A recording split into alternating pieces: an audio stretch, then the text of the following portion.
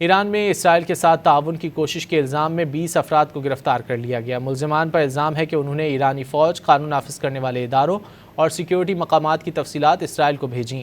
ایرانی پروسیکیوٹر کے مطابق اسرائیلی حکومت سے وابستہ ایجنٹوں کے کئی نیٹ ورکس کو نشانہ بنایا گیا اور اس دوران 20 افراد کو گرفتار کر لیا گیا۔ ایران میں اسرائیل کے ساتھ تعاون کی کوشش کے الزام میں 20 افراد کو گرفتار کر لیا گیا۔ ملزمان پر الزام ہے کہ انہوں نے ایرانی فوج، قانون نافذ کرنے والے اداروں اور سیکیورٹی مقامات کی تفصیلات اسرائیل کو بھیجیں۔ ایرانی پروسیکیوٹر کے مطابق اسرائیلی حکومت سے وابستہ ایجنٹوں کے کئی نیٹ ورکس کو نشانہ بنایا گیا اور اس دوران 20 افراد کو گرفتار کر لیا گیا۔ ایران میں اسرائیل کے ساتھ تعاون کی کوشش کے الزام میں 20 افراد کو گرفتار کر لیا گیا۔ ملزمان پر الزام ہے کہ انہوں نے ایرانی فوج، قانون نافذ کرنے والے اداروں اور سیکیورٹی مقامات کی تفصیلات اسرائیل کو بھیجیں۔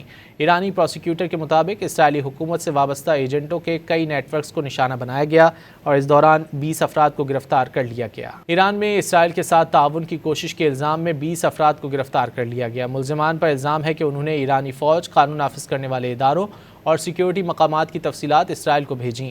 ایرانی پروسیکیوٹر کے مطابق اسرائیلی حکومت سے وابستہ ایجنٹوں کے کئی نیٹ ورکس کو نشانہ بنایا گیا اور اس دوران 20 افراد کو گرفتار کر لیا گیا۔